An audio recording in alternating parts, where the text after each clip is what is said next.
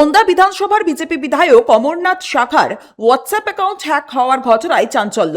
অভিযোগ, বিধায়কের হোয়াটসঅ্যাপ নম্বর ব্যবহার করে তার পরিচিত ও বিভিন্ন ব্যক্তির কাছে বার্তা পাঠিয়ে টাকা চাওয়া শুরু করেছে দুষ্কৃতীরা। বিষয়টি নজরে আসতেই তড়িঘড়ি বাঁকুড়া সাইবার ক্রাইম থানার সঙ্গে যোগাযোগ করেন বিধায়ক অমরনাথ শাখা। পাশাপাশি তিনি তার পরিচিত সকলকে সতর্ক করে জানান, তার নম্বর থেকে কেউ অর্থ চাইলে বা কোনো সন্দেহজনক লিঙ্ক পাঠালে তা যেন বিশ্বাস না করা হয় এবং কোনো অবস্থাতেই টাকা পাঠানো না হয়। এদিকে ঘটনার তদন্ত শুরু করেছে বাঁকুড়া সাইবার ক্রাইম শাখা। কিভাবে হোয়াটসঅ্যাপ অ্যাকাউন্ট হ্যাক হলো, কারা এর সঙ্গে জড়িত এবং কারো কাছ থেকে অর্থ হাতিয়ে নেওয়া হয়েছে কিনা সব দিকেই খতিয়ে দেখা হচ্ছে। এই ঘটনাকে কেন্দ্র করে এলাকায় ব্যাপক চাঞ্চল্যের সৃষ্টি হয়েছে। বিষয়টা হচ্ছে 12টার সময় একটা ফোন এলো। ফোনটা আসার পরে বললো, জিজ্ঞাসা করলো যে কি কেমন আছেন, কি আছেন, আমার একটা জিনিস আপনাদের কাছে পৌঁছাবে, ওইটা নিয়ে নেবে।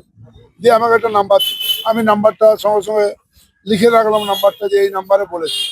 তারপরে কিছুক্ষণ বাদেই দেখছি যে আমার ফোনে আর কোনো আওয়াজও নেই, কোনো কথাবার্তাই নেই, কিন্তু আমার যারা সঙ্গীরা থাকে বিভিন্ন জায়গা থেকে ফোন আসছে যে অমরদা আপনি কি পয়সা চেয়েছেন 45,000, কাউকে আর 46,000 বলেনি।